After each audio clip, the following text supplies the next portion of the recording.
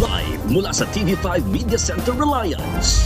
Kasama ang buong puwersa ng News 5. Ito ang Frontline Pilipinas. Babaeng pasahero, kinahasa ng binuk niyang TNVS driver. Nakaidlip lang daw ang biktima, nakapatong na sa kanyang sospek. News 5 Exclusive. 7 na taong gulang na bata, minolest siya umano ng kanyang amain at lolo. 1 taong gulang na sanggol, nalapnos naman ng balat matapos mabanlian ng kumukulong tubig sa electric heater. Kamote spotted. Pasikat na siklista, sinermo na ni Mayor dahil sa delikadong asta sa kalsada. Paniningil ng to sa Marilao northbound sa NLEX, pinatigil muna ng DOTR kasunod ng panibagong aksidente na ikinamatay ng isang pasahero. Eto na nga, incognito star Kyle Estrada trending sa kanyang mata-mata acting.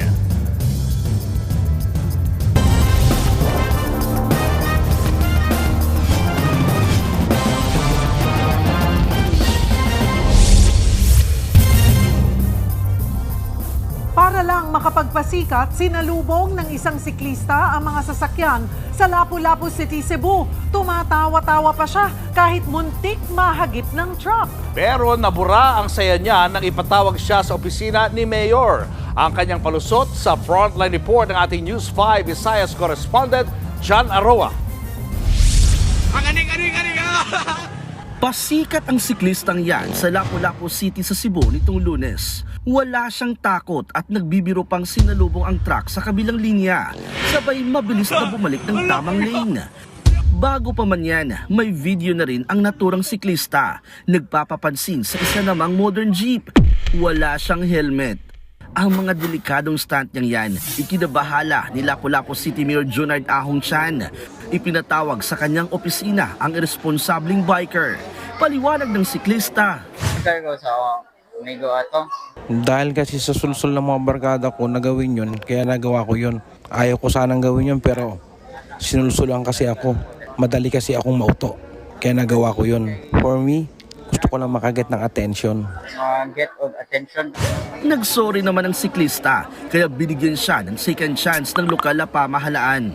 Ito ang ihimangnuan ang maong siklista nga ibutang gid kanunay sa imuhang kaugalingon ang imuhang safety. Kay gamay lang disgrasya, posible gamay lang sipyat madisgrasya ka, posible pang mamatay ka. Isa sa ilalim din sa seminar tungkol sa road safety ang iba pang biker na kasama niya. Sa kalsada, importanteng hindi lang sarili ang iniisip, kundi pati ang iba pang motorista para iwas disgrasya. Nagbabalita mula sa Frontline, John Aroa, News 5 Visayas. Patay ng magulungan ng truck ang isang babae sa Taguig, habang ang isa pa niyang kasamahan naipit sa gulong. Nasa Frontline ng balitang niya, Simon Gualvez. Pumailalim sa gulong ng trailer truck ang babaeng yan sa bahagi ng C5 Road sa Taguig. Duguan ang kanyang ulo. Dead on the spot siya. Maingat na nirecover ang bangkay. Sinagip naman ng isa pang babaeng naipit ang tuhod. Ma'am, relax ka lang, mama. Nang mahugot siya sa truck, saka siya dinala agad sa ospital. Sakay ng motorsiklo ang 2 babae nang mabangga sila. Bukod sa kanila, 2 pang motorsiklo ang nahagip ng truck. Wala namang nasaktan sa kanila. Base sa investigasyon, biyaheng pa southbound ng truck nang bigla itong nagpagewang-gewang. Sabi ng pahinante, bigla po kami nawala ng preno. Hindi po kumagat. Nag-loss brake po siya yung driver natin. Kaya sabi ko nga sa kanya, ba't pinaabot mo pa hanggang dito na palusong? Sabi niya nawalan na raw siya sa sarili niya, na di na daw niya naisip yung gano'n. Sabi ko, hawak na ng Taguig City Police ang driver at pahinante ng truck. Nagbabalita mula sa Frontline, Mon Gualvez, News 5. Pinatitigil ng DOJ ang pangolekta ng toll sa NLEX Marilao kasunod na aksidente kahapon kung saan isa ang namatay. Git ng DOTR, may kapabayaan sa nangyari. Live mula sa NLEX, sa Frontline ang balitang yan si Gerard de la Peña. Gerard, anong sitwasyon dyan matapos sa aksidente? Julius, sa ngayon, kung makikita nyo dito sa aking likuran, ay mabilis ang daloy ng mga sakyan dito sa bandang Marilao sa North Luzon Expressway. Parehong northbound at southbound yan. Pero kaninang umaga, bahagyang bumagal ang daloy ng trapiko sa lugar na ito. Bandang alas 6 kaninang umaga, mabagal ang usad ng mga sasakyan sa North Luzon Expressway. Kinukumpuni kasi ang Marilao Bridge kasunod ng aksidente kahapon. Isinara muna ang middle lane sa ilalim ng tulay. Naglagay ng traffic signages at traffic cones. May mga traffic patrol teams din na umaalalay sa mga motorista dahil nagpapatupad ng stop and go scheme sa mismong Marilao Bridge. Nakakalit sa trabaho sa Rabala. Ang hirap, 2 oras bago makakarating sa pilaan po namin. Kaya ang hirap din po kami sa pamamasada po eh. Kahapon, tumama ang isang truck sa Marilao Bridge. Nahulog ang isang beam nito at tumama sa isang AUV dahilan ng pagkasawi ng isang lalaki. 6 na iba pa ang sugatan. Pinagpapaliwanag ng DOTR ang toll operator kung bakit hindi sila dapat sampahan ng reklamong administratibo. Ipinag-utos din ni Transportation Secretary Vince Dizon na itigil muna ang pangongolekta ng toll sa bandang Marilao kung traffic naman. Dapat din daw ay magbigay ito ng tulong sa mga biktima at maglatag ng plano para sa pagsasaayos ng infrastruktura at pagkakaroon ng protocols sakaling magka-aksidente ulit. Matatanda ang inaayos na rin ang naturang tulay noong Marso matapos ding tumama dito ang isang truck. Julius, naglabas na nga ng pahayag ang NLEX kanina lamang at sinabi nilang prioridad nila ang kapakanan at kaligtasan ng mga motoristang dumaraan sa expressway. At nakikipag-ugnayan na rin daw sila sa DOTR, sa TRB at yun din sa PNP para nga sa investigasyon ng kasong ito.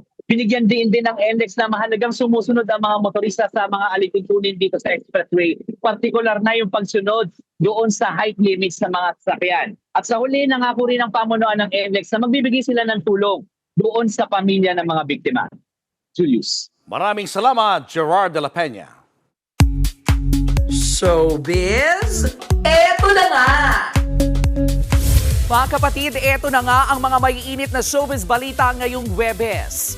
Trending ang mata-mata acting ni Incognito star Kyla Estrada sa eksenang nabaril si JB played by Richard Gutierrez. Ang character ni Kyla na si Max nag-alala nang mapuruhan si JB sa engkwentro. Ang kapatid viewers at netizens humanga sa husay ng acting ni Kyla. Natuwa naman ang aktres sa mga naka-appreciate sa kanya. At sa nalalapit ng pagtatapos ng serye, mas maraming pasabog pa raw ang dapat abangan. It's a very action-packed finale. Sobrang pinaghirapan talaga namin tong finale, lahat, buong buo, and full force talaga kami dito. Susunod, News 5 exclusive. Rider na magsusundo raw ng kanyang girlfriend, naka-hit and run ng lola. Isa pang News 5 exclusive, dental clinic hinalughog ng mga kawatan. At anong gagawin mo kung biglang may makita kang sawa sa iyong inodoro? Abangan ng lahat ng yan sa pagbabalik ng Frontline Pilipinas.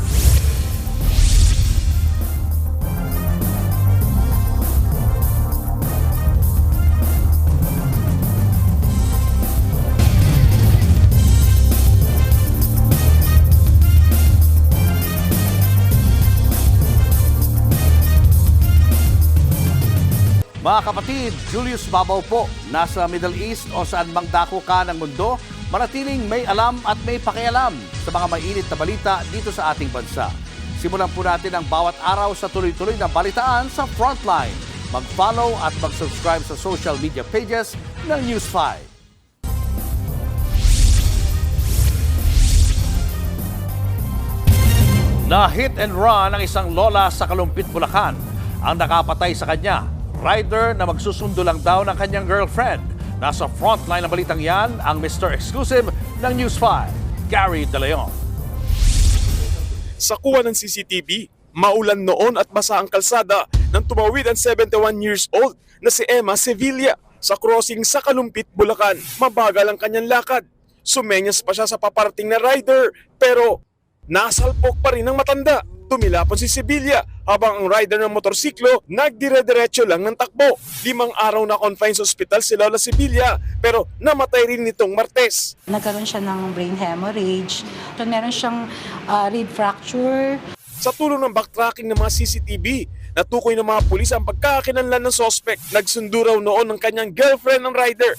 Sinabi niya na hindi niya raw matandaan kung na may nasagasaan siya. Parang may nakon siya na nasagi, ganun. Hindi niya lang na-sure kung bagay o tao.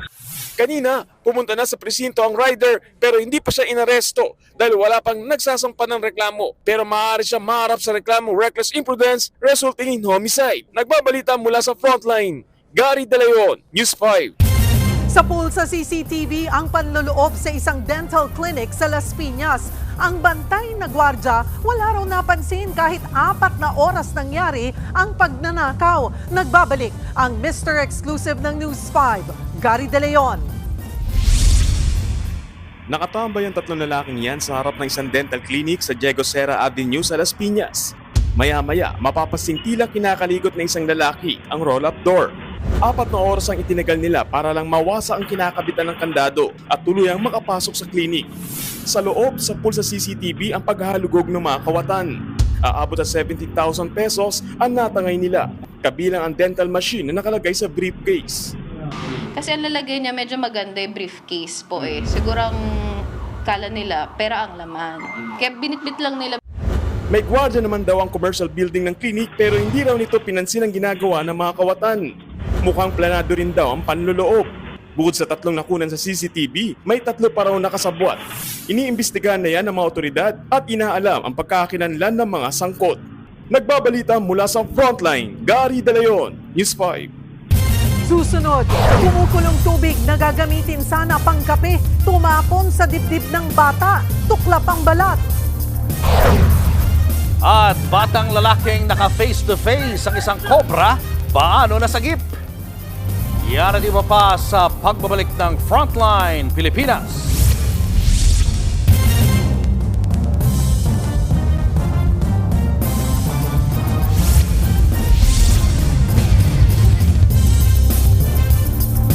Mga kapatid, Julius Babaw po.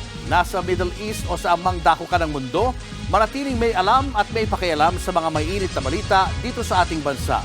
Simulan po natin ang bawat araw sa tuloy-tuloy na balitaan sa Frontline. Mag-follow at mag-subscribe sa social media pages ng News 5.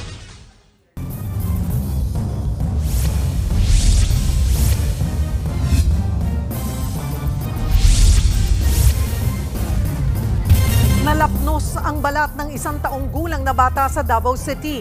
Nabanlian kasi siya ng kumukulong tubig na gagamitin sana pang kape. Nasa frontline ng balitang yan, ang ating News 5 Mindanao correspondent, Bril Montalvo. Kalunos-lunos ang sinapit ng 1 taong gulang na si Baby Yajin. Nalapnos ang kanyang balat sa dibdib matapos mabanlian ng mainit na tubig sa barangay Talomo River sa Davao City. Agad nagpasaklolo ang ina ng bata para madala sa ospital ang anak. Pagpunta namin doon is yung bata is grabe ng pag-iyak, di namin ma-comfort. So wala kaming ibang magawa ma'am kundi mag-immediate transport na lang talaga.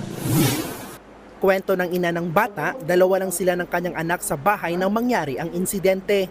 Magkakape daw sana siya kaya nag-init siya ng tubig sa kanilang electric heater. Abot na po na yung heater. Tapos nayabo po siya ng sabuyan. Kakakulo lang yung heater? Hindi po. Ano lang, yung medyo kanina lang. Tapos yung naana po siyang basa. Napag-alaman din na kakaopera lang ng bata dahil sa sakit sa bituka. Humihingi ng tulong ang pamilya ng biktima.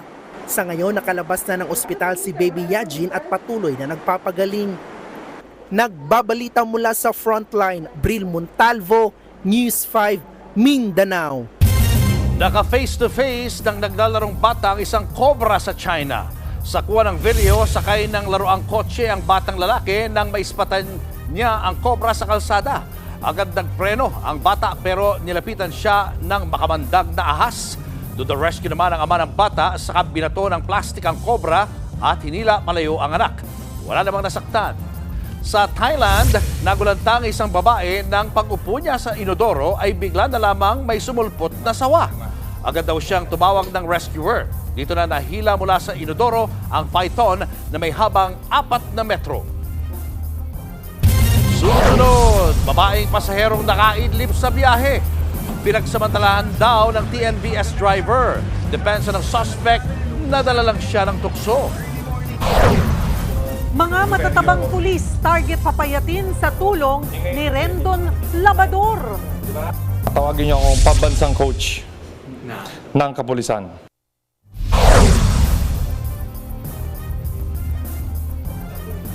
At pagkamatay ng isang bilyonaryo dahil daw sa nalunok niyang bubuyog. Tutok lang mga kapatid, magbabalik pa ang Frontline Pilipinas.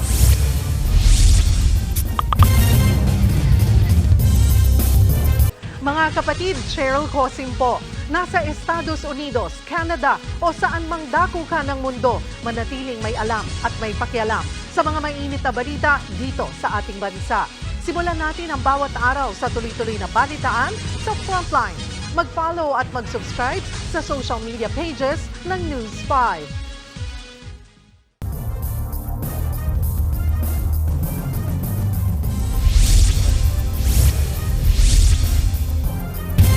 Ginahasa at ninakawan pa ng TNVS driver ang isang babaeng pasahero na nakaidlip sa gitna ng biyahe. Palusot ng suspect, nadala lang daw siya ng tukso. Nasa frontline ng balitang yan, si Elaine Fulencio. Hindi na nakapalagpa ang TNVS driver na yan nang palibutan ng mga operatiba ng NBI. Inaresto siya matapos ireklamo ng panggagahasa sa kanyang babaeng pasahero. Yan, positive boss. Positibo siyang kinilala ng biktima. Inuhuli ka namin sa kasong rape, panggagasa. Ayon sa NBI, madaling araw noong June 15 nang mabook ng biktima ang sospek, nakaidlip ang pasahero sa gitna ng biyahe. Nagulat siya when nung nagising siya is the vehicle is already on a stop mode. Tapos nakapatong na sa kanya yung driver. Sinubukan daw ng biktima na manlaban pero sinikmuraan siya ng driver. Hindi pa nakontento ang sospek at ninakaw ang bag at kwintas ng pasahero. Nakatakbo palayo ang biktima at nakahingi ng tulong. Nakipagtulungan ng NBI sa operator ng TNVS driver kaya natunton at naaresto ang sospek. Aminado ang driver sa kanyang ginawa. Pansin ko yung pasahero ko na hulog sa upuan, ma'am. Bumaba ako, huminto ako sa gilid, bumaba ako, tinulungan ko siya makaano sa upuan ng maayos. Tapos yung time na yun, doon ako nadala sa tukso na uli. Doon ako nadala sa tukso po. Kaya nagawa ko yung... Mahaharap ang sospek sa reklamong robbery with rape.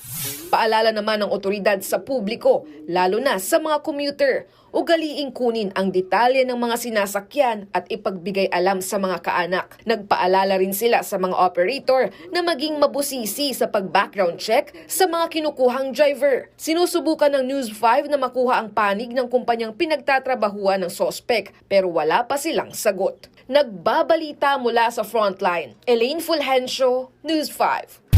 3 taong bangungot ang sinapit ng 9 na taong gulang na babae sa Cebu.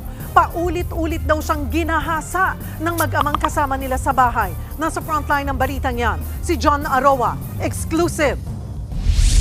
Sa kulungan ng bagsak na mag-amang ito sa Argao, Cebu, inireklamo sila ng panggagahasa sa 9 na taong gulang na babaeng anak ng live-in partner ng isa sa sospek. Sa investigasyon ng pulisya, linggo ng umaga huling ginahasa ng mga sospek si Mary, di niya tunay na pangalan. Nag-aalaga raw noon ng mga baboy ang ina ng bata at naiwan ng anak sa bahay. Pag-uwi niya, naaktuhan niyang pinagsasamantalahan ng kanyang anak. Ginawa yung panghahalay, sir, kapag wala yung mama. Sabi nga ng bata, pag hindi yan umalis, halos araw-araw siya ginahasa.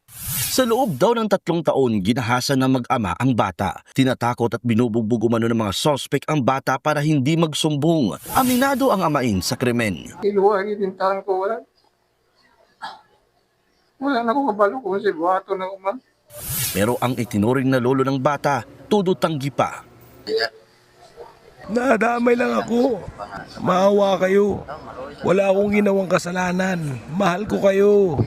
Napag-alaman pang may record na pala ang mga sospek na dating nagdodroga. Si Lolo nasangkot pa noon sa illegal na sugal. At ngayon, desidido ang ina ng bata na idemanda sila ng rape with assault. Kaya naman, ganun na lang ang galit ng ina ng biktima. Ang sakit-sakit. Sila pa talagang dalawang mag-ama.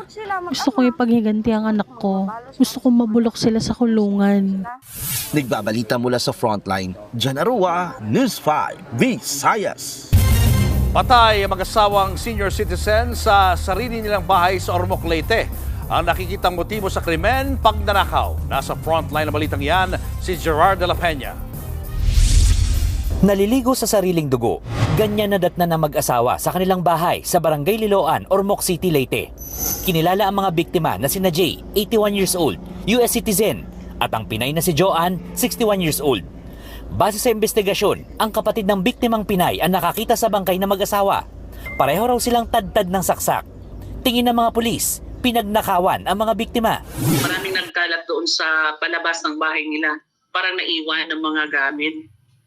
Wala pa din, base sa report dito sa na sinabmit ng Station 3, hindi pa na-specify kung ilan yung magkano ba yung alleged na nawawala or ano ba, may mga alahas ba. Siyamang persons of interest sa krimen.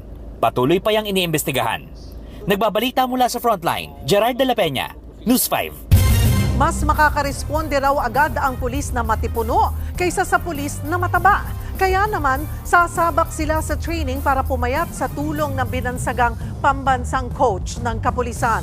Nasa Frontline ng balitang yan, si JC Cosico. Fit na fit. Brasong pang headlock at may abs. Ganyan kabatak ang social media personality na si Rendon Labador. Kaya siya ngayon ang coach ng mga pulis sa 93-day fitness program ng Police Community Affairs and Development Group ng PNP. Tawagin niyo akong pambansang coach ng kapulisan. Hindi rin naman talaga maganda kapag may pulis na pagkalaki-laki ng tiyan. Ito na ang day 1 ng programa. Sabay-sabay nag-workout ang mga pulis. Pero hindi lang daw exercise ang focus ng programa ni Rendon. Importante rin daw ang disiplina sa pagkain. Dapat lahat ng pulis natin magbawas ng kanin. Oo, kasi kahit anong workout natin, syempre, kung hindi mo sasabayan ng tamang nutrition, baliwala rin yung gagawin natin. Alinsunod ang fitness program sa utos ni PNP Chief Nicolas Torre III na sisibakin ang pulis na hindi magbabawas ng timbang sa loob ng 1 taon. Sang-ayon naman dyan si Coach Rendon. For example, may matabang pulis, tapos may nakita kang fit na pulis. Mas magtitiwala sa pulis na fit. Kasi yung public servant tayo eh. So tayo yung nagpapakita ng disiplina. Base sa Republic Act 6975 o ang DILG Act of 1990, hindi dapat tataas o bababa ng 5 kilo sa standard weight ang timbang ng pulis. Aminado ang PNP na makakaapekto sa imahe ng pulis ang timbang. Ayaw niya siyang nakakita ng ang taba-taba kasi kung ang role nga naman ng pulis ay tawag dito ay tumakbo, paano ka nga naman makakatakbo kung halos hindi mo na mabitbit yung sarili mo. Dapat din daw makapasa sa taunang physical fitness test ang mga pulis. Kapag 2 beses bumagsak, makakaapekto ito sa promotion. Hindi rin daw lulusot sa PNP chief ang mga mandadaya. Sa ating mga testers dyan, at pag ako'y nagduda at nasalubong ko yung pinasa nyo at pina-push up ko at hindi kaya ang 40 push-ups, hahanapin ko kung sino ang nagpapasa sa kanya. At pag makita natin kung sino yun, kasama siya sa ating i-dismiss. Nagbabalita mula sa Frontline, JC Cosico, News 5. Sa pangalawang pagkakataon, absent na naman daw si Vice President Sara Duterte sa SONA ni Pangulong Bongbong Marcos. Yan at iba pang balita sa Frontline Report ni Mon Gualvez.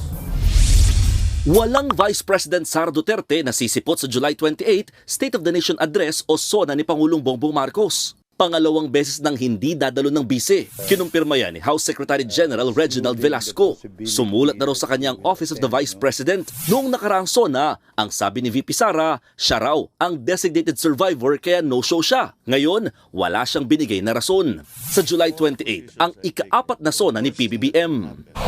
Tungkol naman sa pagkansela ng COMELEC sa registration ng Duterte Youth Party List, may buwelta si Chairperson Ronald Cardema. Sabi ng COMELEC, bigo ang grupo na sumunod sa jurisdictional requirements, partikular ang publication at pagdalo sa mga hearing ng kanilang aplikasyon. It is never the fault of Duterte Youth Party List because under the party list law, it is actually the COMELEC who is required to publish the name of Duterte Youth Party List. Lahat ng notice of hearing, lahat ng hearing, inatanda natin. Hindi pa naman final yan at iaapila pa ng Duterte Youth Party List.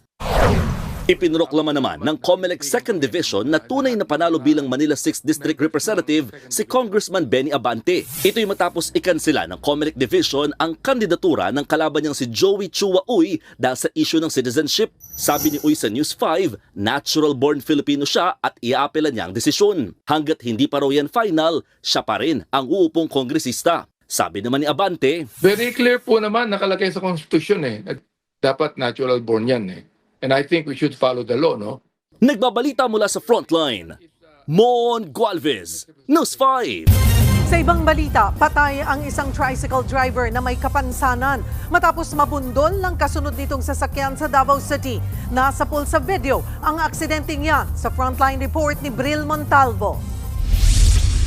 Linggo ng madaling araw sa Davao City, nakunan sa CCTV ang tricycle na minamaneho ng isang PWD na si Leo Tado Jr. Wala pa siyang sakay niyan. Nakasunod sa tricycle ang isang AUV na bahagyang mabilis ang takbo. Hanggang sa nabangga ang tricycle. Dead on the spot ang tumilapong driver.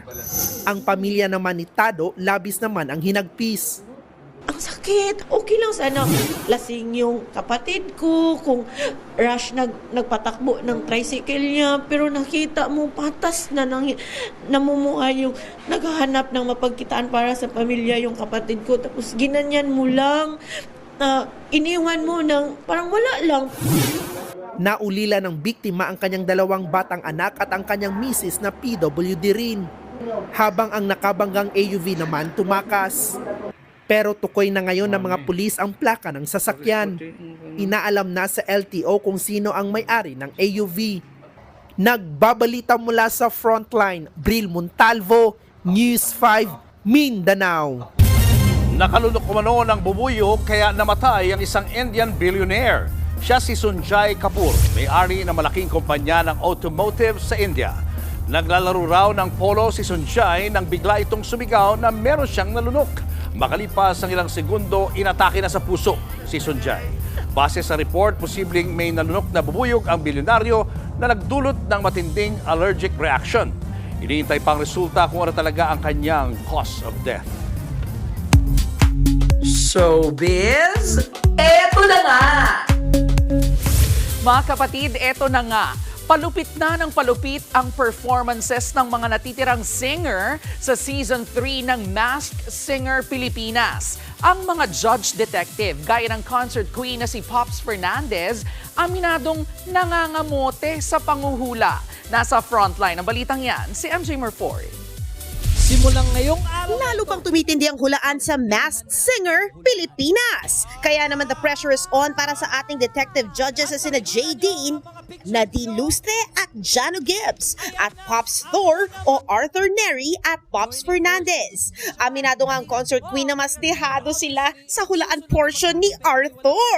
Actually, hirap na hirap talaga ako. Kung napapanood nyo po, ang galing-galing namin ni Arthur. Oo, actually. Diba? Ang galing namin tumawa. Yung pala ang ambag. Ang saya-saya po namin sa Masked Singer Pilipinas. Kumbaga sa secondary na lang yung hulaan for us. So far, out of the 16 masked singers, 5 na ang na-unmask. Latest nga dyan si VMX star Yen Durano as Susie TV. Bilib nga si Miss Pop sa diverse talents na mga contestants sa batch na ito. They're not all singers. They're not all professional singers.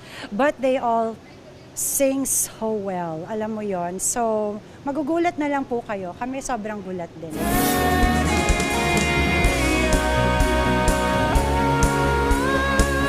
Tutukan ang Masked Singer Pilipinas Season 3 tuwing Sabado, 8:30 p.m. at Linggo, 8:45 p.m. sa TV5.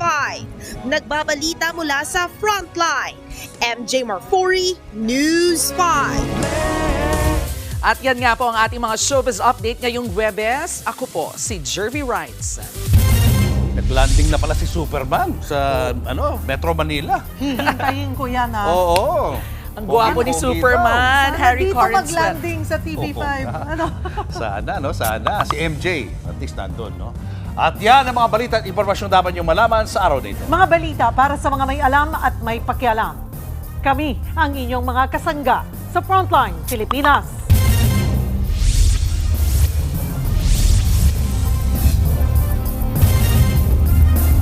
Mga kapatid, Cheryl Cosim po. Nasa Estados Unidos, Canada o saan man dako ka ng mundo, manatiling may alam at may pakialam sa mga maiinit na balita dito sa ating bansa.